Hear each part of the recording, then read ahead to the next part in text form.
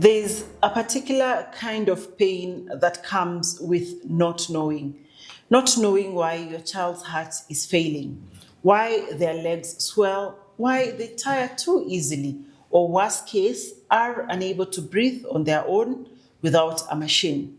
You visit doctor after doctor, they treat the symptoms but never the cause until one day someone says a word you've never heard of before: amyloidosis. It sounds rare, it sounds foreign, but it's been in your child's body, quietly causing damage for far too long. Today on Willow Lifeline Dialogues, Code of Life series, we shine a light on one of the most silent yet misunderstood conditions affecting families in Kenya and around the world. One such family is that of Mama Jabali. Here is her story.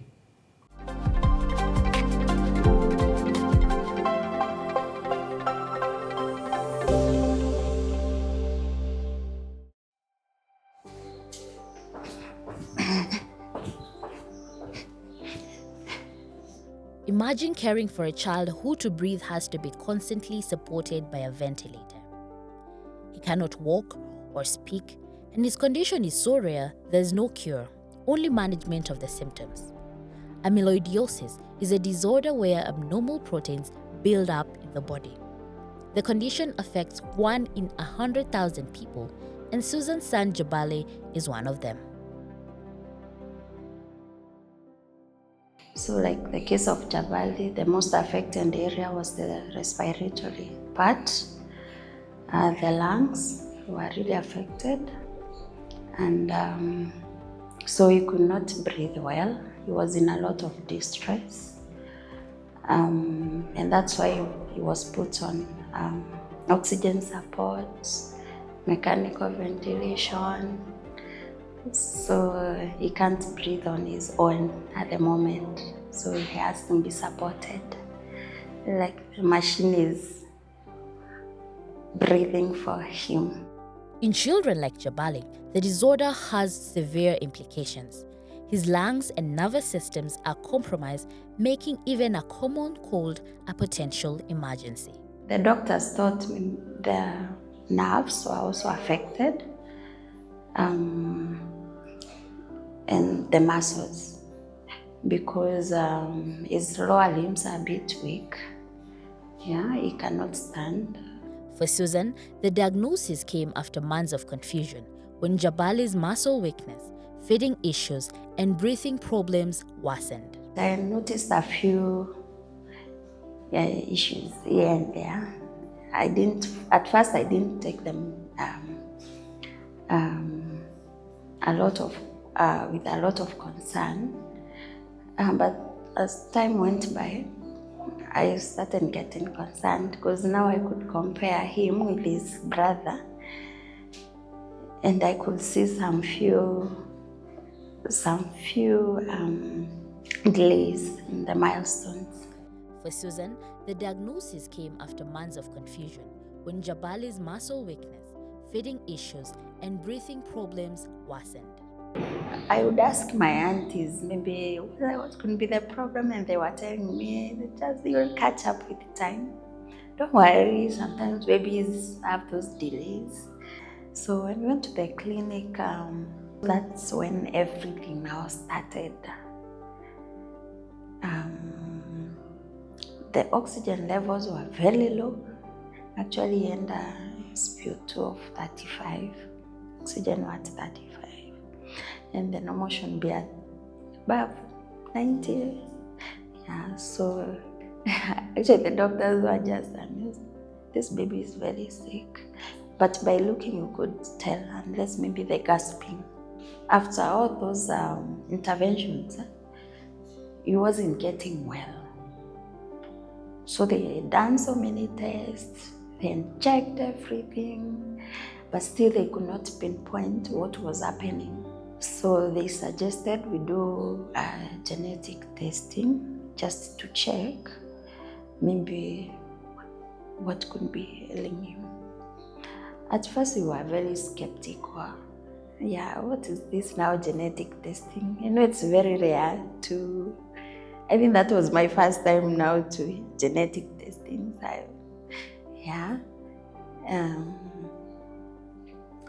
So we took a lot of time before we decided to do it.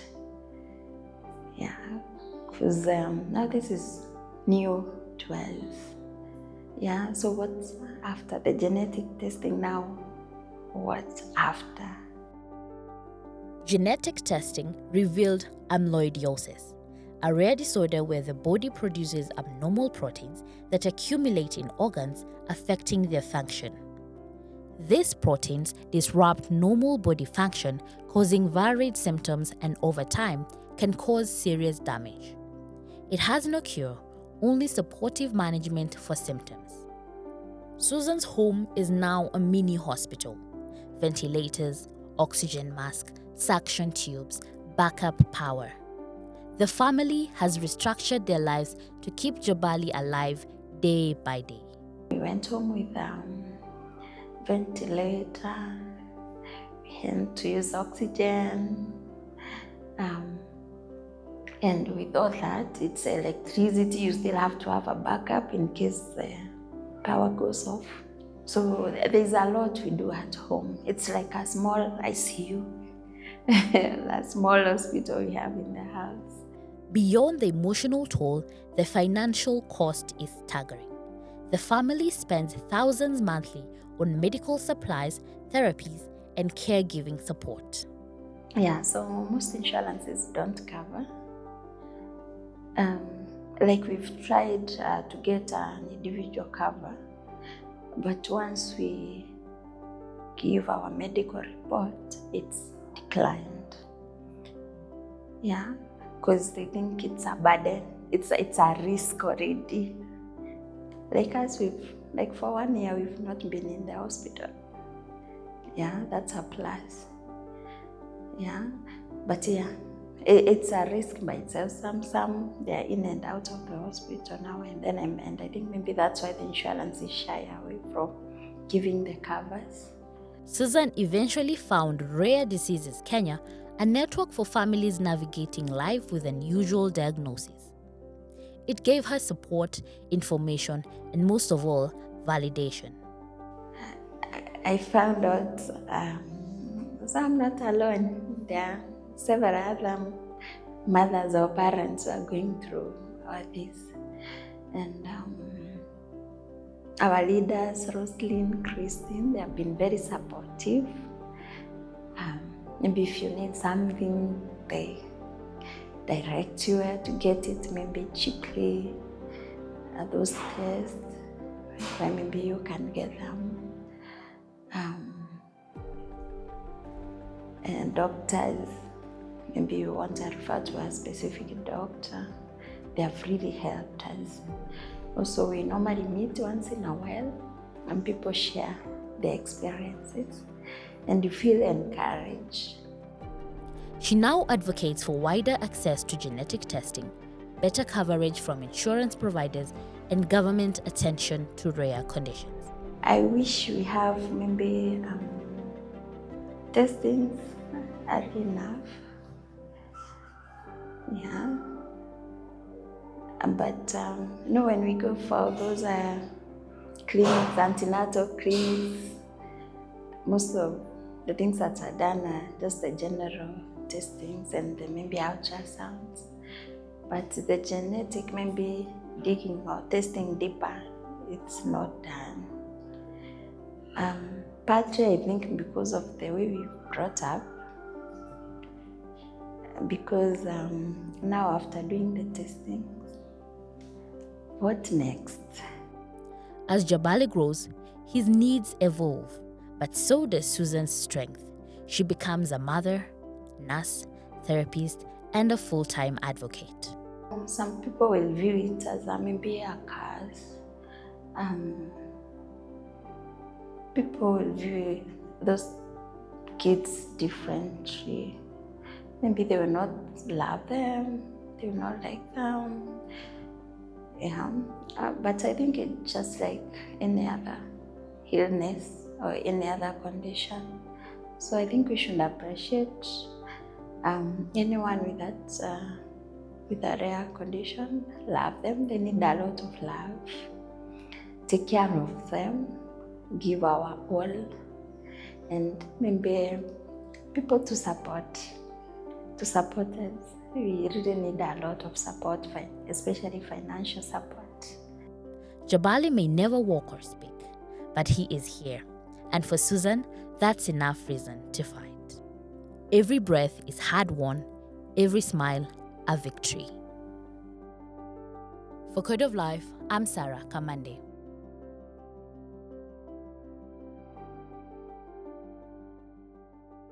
Now, joining me to unpack all that you have heard so far is Dr. Catherine Mutinda, a pediatrician and a geneticist, helping us understand the complexity, heartbreak, and hope that surrounds amyloidosis. Asante sana daktari for joining us. As always, we're happy to host you, to have this conversation. And as always, we want to just understand from the basics. Mm-hmm. What is amyloidosis? It's a big word. It's a big word. What is it? So we make a lot of proteins in our body. Actually, the code DNA, its only responsibility is only one thing, to make a protein. Mm-hmm. So you come from the 4 letters that make life, that is C, G, T, and A, mm-hmm. and you move into amino acids, and then the amino acids join together and they make a protein. Mm-hmm. Now, when we are making the protein, it has to be made in such a way that you have to be able to, the protein has to work. Mm-hmm. So the protein has to be folded in a certain manner. So that protein can get into a certain envelope, into a certain compartment, mm-hmm. it has to take a certain shape. Mm-hmm. So amyloidosis is when the immunoglobulins that are proteins are made, but they are poorly folded. Mm-hmm. So when you fold it badly, then it deposits that badly folded protein somewhere. Mm-hmm. In any of the organs you've talked about. Okay. So what are the symptoms then that, say, as a parent, I be seeing in mm-hmm. my child? So amyloidosis, there are 4 types. Mm-hmm. So the one that most medics know are the senile wild type amyloidosis. Mm-hmm. That is actually in the old people. So seeing a child with amyloidosis is quite rare. Mm-hmm. And the most telling signs is that they are always admitting these children for bronchitis, difficulty breathing. Mm-hmm. But this child who is having difficulty breathing also comes in with swollen legs. Mm-hmm. And then when we see those together, like good tropical disease doctors, we say sickle cell, dactylitis. And we look for sickle cell and it is not there. And this bronchitis of ours can go into a situation where you have to intubate this baby because they simply are not able to breathe. So now, that's what happened to Jabali. That's how we ended up checking into our mystery bronchitis that did not have any infective cause, and our muscles that were continuously weakening, and our child was cognitively happy. He was always with us. We were able to work with him, but his body was seemingly not responding as we expected it to. Mm-hmm. You said there are different types. So there's the old, then the young. Which other types are there? So you have the inherited and then the juvenile. Mm-hmm. Yes. Okay. And how do they affect the organs? You've talked about, so the breathing, of course, that's so it's this protein that's poorly folding that is being deposited. Mm-hmm. And the body, because it's not a protein that the body recognizes, so the mechanism for metabolizing it or removing it from our system is not there. So it's accumulating. Mm-hmm. So it's accumulating in these organs, and that's why it's causing the organs to malfunction. Mm-hmm. Yes. Is that why it's called a silent disease? Yes. Mm-hmm. So as it accumulates, that's when you see more and more of the symptoms. Mm-hmm. Now, this thing is accumulating, and then you have an immune system that is trained to fight foreign. Mm-hmm. So what does it do? It fights itself. It fights the foreign amyloidosis. Mm-hmm. And then here comes the fevers. So you might think you have bronchitis, and sometimes, and I think we talked about it, where you say, if you forget everything in med school, just say amyloidosis. Because it can present as anything. And when you take an X-ray, you actually see the deposits going on. But you also see inflammation because the body is fighting. Yes.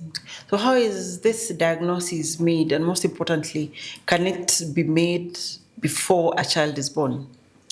A very, very exceptionally high index of suspicion has to be there for you to actually go into the route of checking for amyloidosis. For Jabali, I would say we were maybe blessed or lucky that we had a team of doctors, again, teamwork, where everybody had looked into it. The neurologist had looked. Infectious disease specialist had looked. The intensivist who was in charge of making sure the child is ventilated had looked.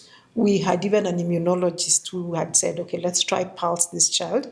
And we could not get ahead with, and that's how I ended up being part of the team.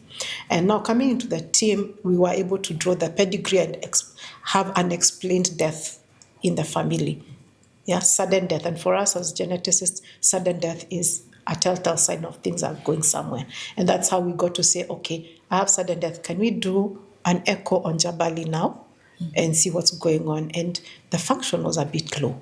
So now we were able to say there's something depositing. What it is, we don't know.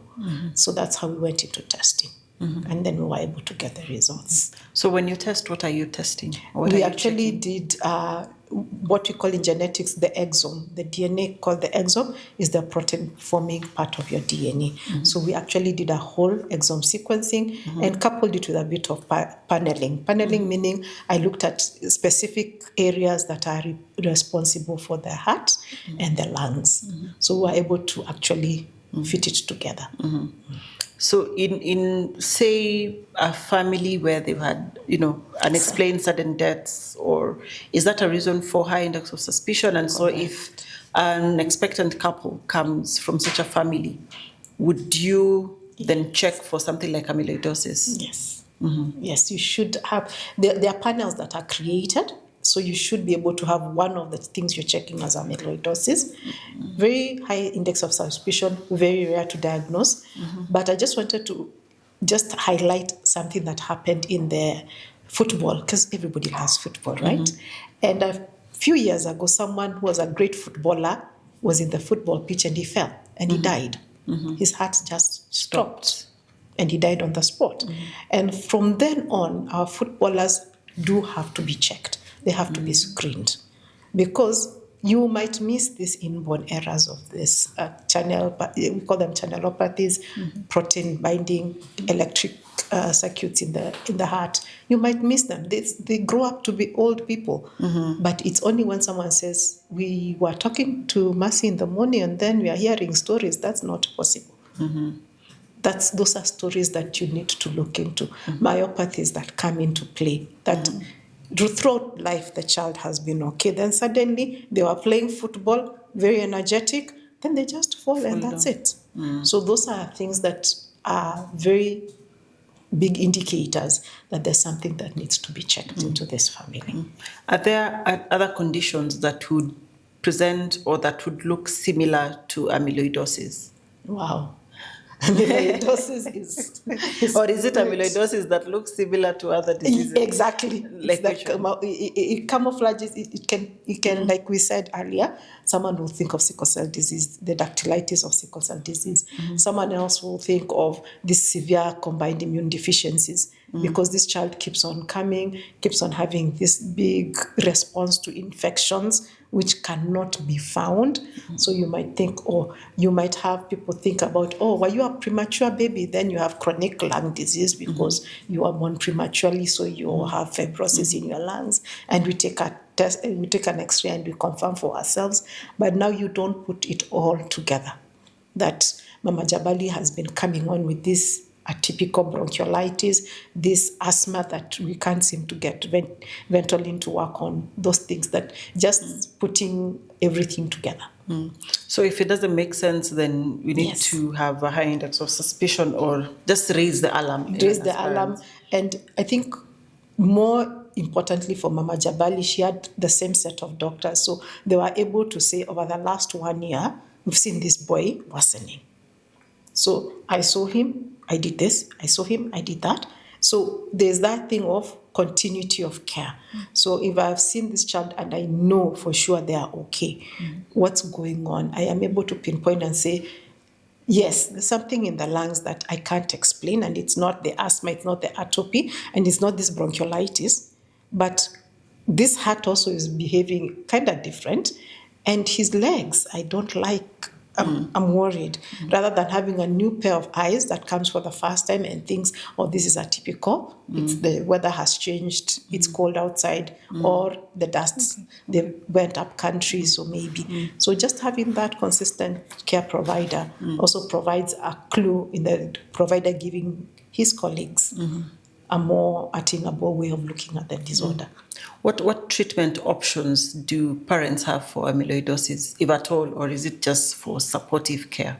So what Jabali has, it's supportive care. There are some research programs that have, when we were dealing with Jabali, there was a molecule that was in clinical trials, but that was specifically for the senile or the old type of amyloidosis, the wild type, which is not what Jabali has. And it's actually been tested in adults. And for pediatric population, it will take a while for us to bring it down to the children. So right now, we do not have that available. We have something for the wild type, old people's amyloidosis, and it's still in trial. There are some good results that say it's improving outcomes. There are conflicting results. For Jabali, currently, what we can afford for him is a lot of support and occupational therapy, and support the care provider, the mother, to be able to do the same. So generally then, how does long-term management look like for these children or young adults with amyloidosis? Very guarded. Very guarded. We just take the day as it comes. Okay. So sometimes Jabali gets a small infection and we are back to ICU. He already lives in a pseudo ICU at home. So if he gets an infection, we have a WhatsApp group as a team where we know Jabali has come for a swab. He has an infection, and then all of us now have to think. So we used this last time. This time, let's try something different.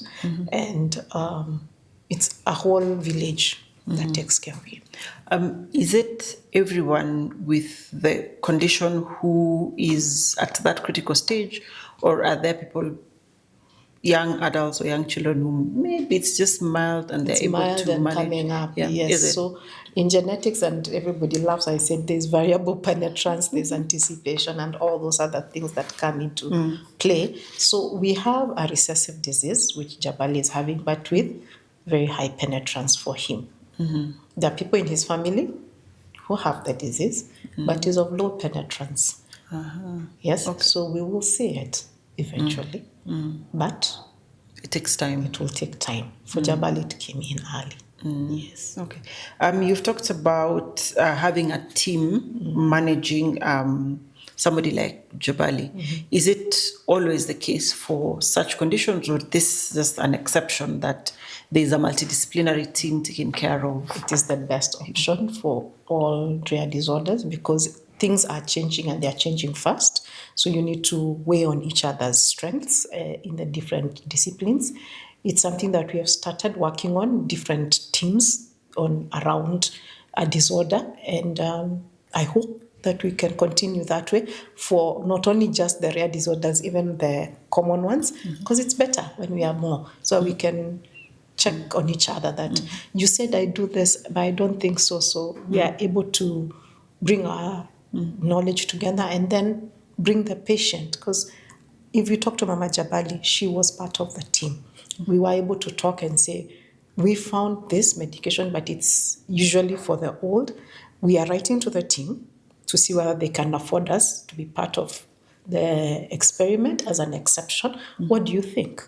So giving her that autonomy to have a discussion around it also empowers us, and her as well as us, to feel like we are doing the right thing.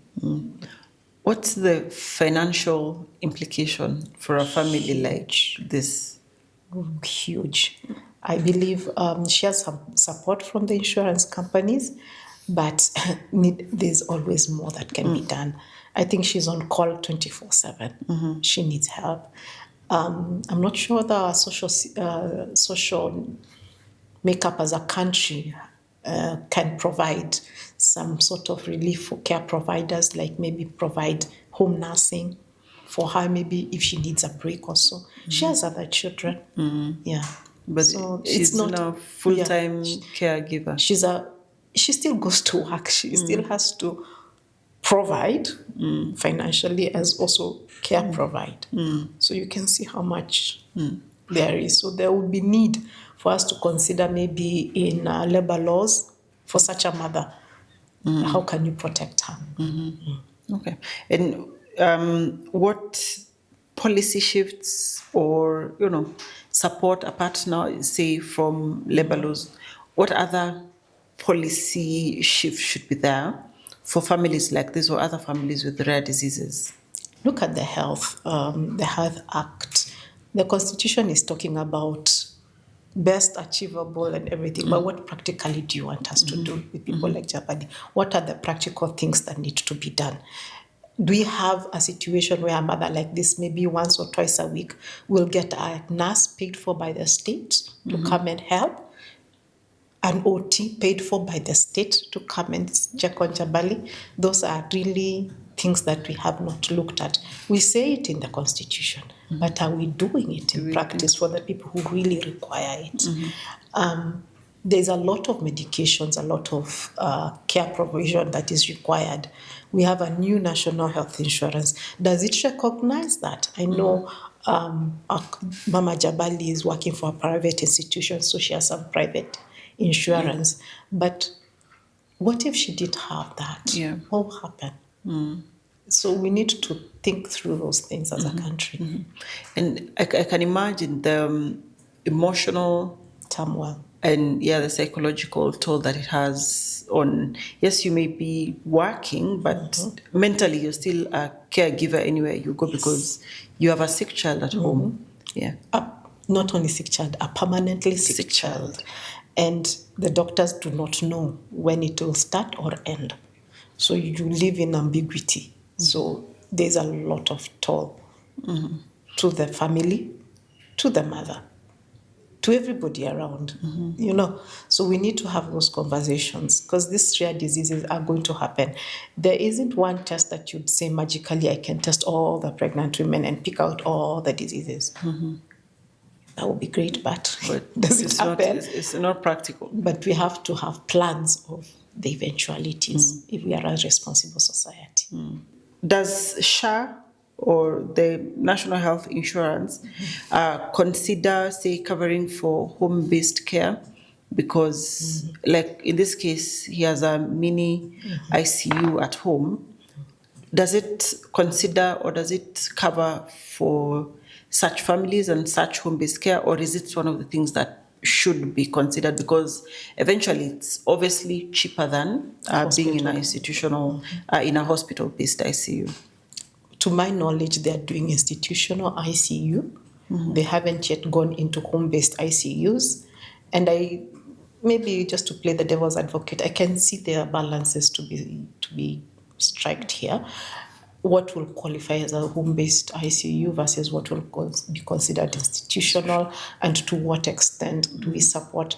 So I would go with not like real hard money, giving out real hard money for but just provisions like supplies. Maybe we can think about SHA having some money dedicated to the supply company, KEMSA, that supplies these families. Like Mama Jabali will need a suction tube for sure. She's going to use suction tube. Instead of sending her like the probe of 3,000 a day, why don't you send her 10 suction tubes? And those suction tubes are good for the next 10 days. And KEMSA, as a big buyer, will get it for a good price. Instead of her going to buy, she'll buy at retail. Yeah. So some of those little things that a health economist needs to think through how best to do it, rather than calling it ICU care and home-based care, because they're different ranges. Some people will say home-based care is where you have a nurse aide who comes and changes diapers. But for Jabali, she needs more than that. Needs someone who understands the settings of the machines. He needs to someone who checks in and says, oh, now he's asleep, he's not triggering the machine, I need the machine to start triggering for him, things like those. And even probably paying for that healthcare worker, Yes. a nurse, who specializes and can take care of him. Even those unseen bills, like imagine the electrical bill at Mama Jabali's. Oh yeah, Yes. Because you cannot afford to not have electricity. Exactly.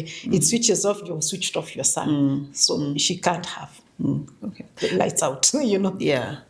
Does it make a difference in the care or the prognosis if this diagnosis is made early on? No. Okay.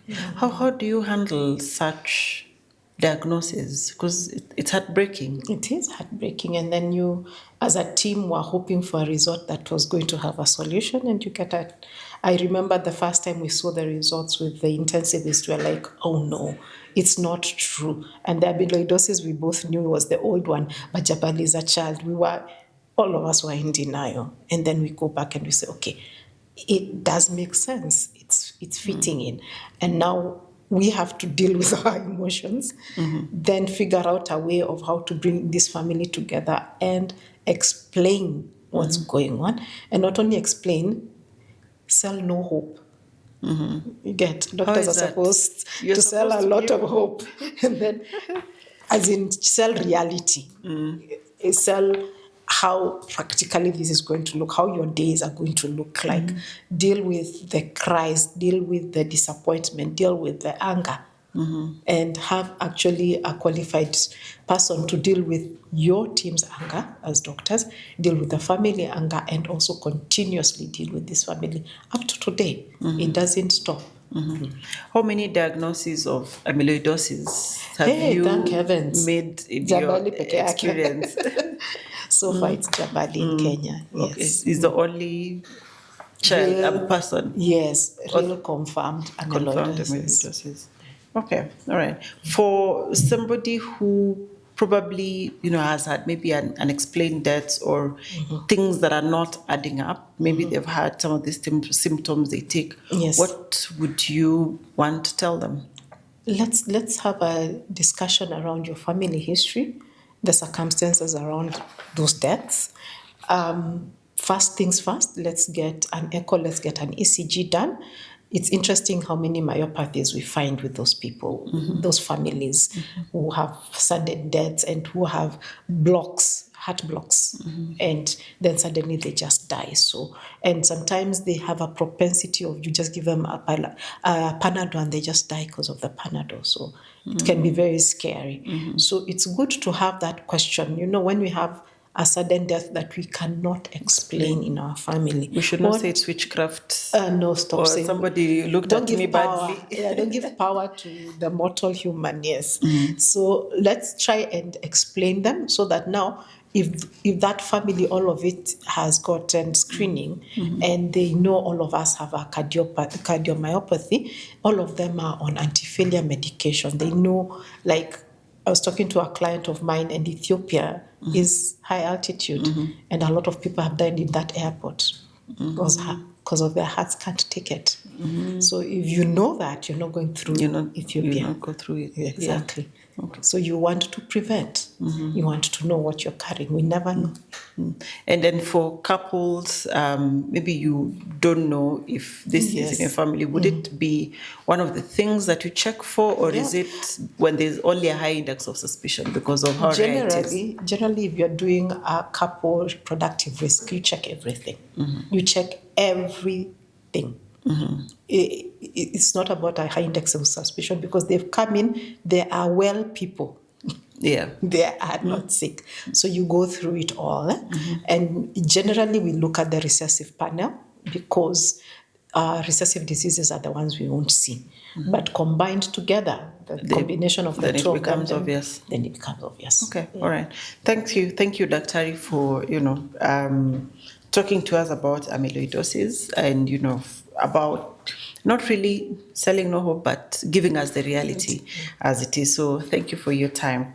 And at least we have now known that, well, amyloidosis may be rare, but it is real. And for the families who live with it, every second matters. We've seen how it hides in plain sight, mimicking other diseases, stealing time and clarity. But we've also had the hope that lies in early diagnosis, in strong support systems, and in breaking the silence around rare diseases. I mean, it's when you know, at least you're able to work around it. And if this episode spoke to you, if you're a parent, a healthcare worker, or someone who's ever felt unseen in the system, share it. Let's build a world where rare does not mean forgotten. For more episodes and content like this, subscribe to Willow Health Media on our YouTube, Spotify, and all our social media platforms. At Willow, we bring science and stories into everyday health decisions. This has been Code of Life, a series on Willow Lifeline Dialogues. I'm Dr. Mercy Korir. Until next time, stay curious, stay hopeful, and stay connected to your lifeline.